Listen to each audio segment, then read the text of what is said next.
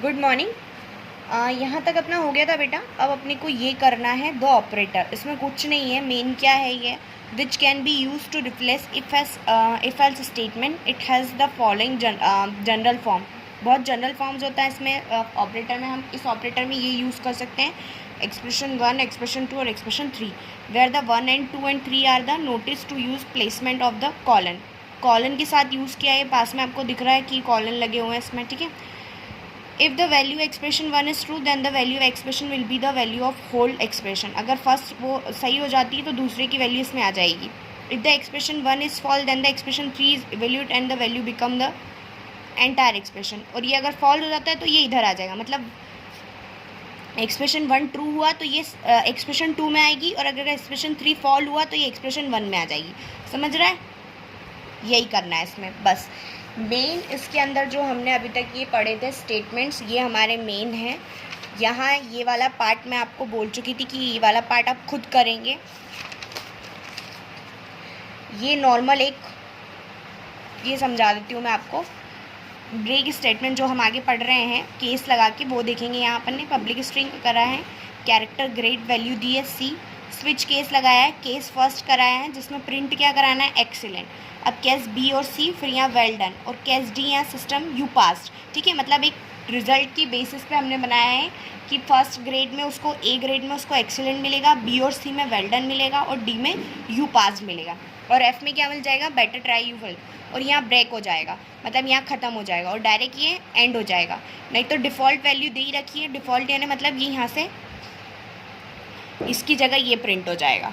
ठीक है, डिफ़ॉल्ट का मतलब होता है कि ये सब नहीं हुआ तो ये प्रिंट हो जाना चाहिए बस, इनवैलिड ग्रेड. ठीक है, और अगर एफ़ तक आ ही रहा है तो बस ये तो अपन बता ही चुके हैं कि एफ़ तक ग्रेड के बाद क्या आना चाहिए, तो यहीं ब्रेक हो जाएगा, ख़त्म होता है यहाँ पर अपना ये सब.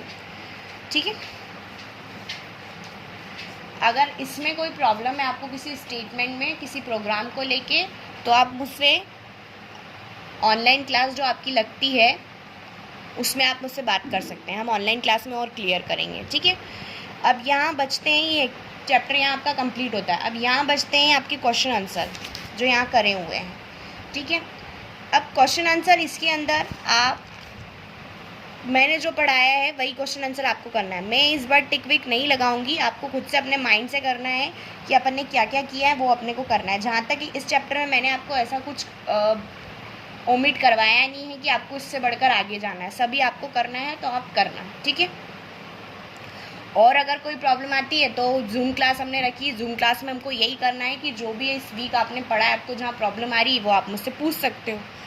ओके, अब स्टेटमेंट के बाद हमारा स्ट्रक्चर स्टार्ट होता है लूप का, जिसमें हमको करना है अब स्टेटमेंट के बाद लूप. लूप क्या होता है? A loop statement allow us to execute to group statement multiple time following the general for loop statement. अगर एक ही चीज़ को हमको बार बार रिपीट करनी है, फॉर एग्जांपल हम 2 का टेबल लेते हैं तो 2 1 जा 2, 2 2 जा 4, 2 3 जा 6, 2 4 जा 8. अब इसमें 2 2 2 2 रिपीट हो रहा है, आपको दिख रहा है, तो यहाँ 2 बार बार एक ही बार, मतलब बार बार रिपीट हो रहा है, 10 टाइम रिपीट हो रहा है, मल्टीपल टाइम रिपीट हुआ. तो जो चीज़ बार बार रिपीट होती है उसमें हम क्या लगाते हैं? लूप का यूज़ करते हैं. यहाँ हम देख रहे हैं लूप. अब हमारे इसमें लूप कितने टाइप्स के होते हैं? 3 टाइप्स के लूप बताए गए हैं, वाइल लूप, फॉर लूप और do while loop. While loop में क्या होता है? रिपीट द स्टेटमेंट और group of the statement will given condition is true. Condition true होगी तो ये रिपीट होगा स्टेटमेंट. ठीक है, अब यहाँ क्या है? फॉर लूप में execute sequence of the statement multiple time and the code that manage.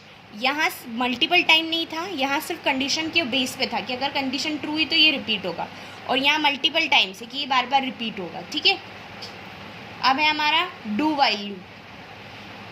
Like a while statement that test to condition and the end of the for loop. ये एंड में कंडीशन चेक करेगा. यहाँ condition पहले ही check हो चुकी होगी दोनों में, और ये एंड में करता है डू वाइल.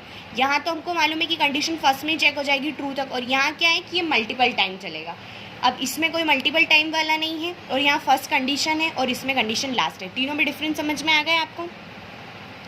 यहाँ से अब हम स्टार्ट करेंगे. वाइल लूप देख लेते हैं. मैं आपको पहले फ्लो डायग्राम बता देती हूँ, उसके बाद हम उसका डिस्क्रिप्शन देखेंगे. वाइल कंडीशन दी हमने यहाँ पर, जैसे हमने यहाँ देखा था कि हम पहले कंडीशन देंगे, कंडीशन ट्रू हुई, यहाँ पर कंडीशन दी, कंडीशन ट्रू हुई तो ये अंदर जाएगा कोड के ब्लॉक, मतलब अंदर की चीज़ें एग्जीक्यूट करेगा। और अगर कंडीशन ट्रू नहीं होती तो ये डायरेक्ट बाहर आ जाएगा सीधे यहाँ एंड पॉइंट पे। आ गया समझ में? ये हमारा है while loop. Thank you. Next हम नेक्स्ट सेशन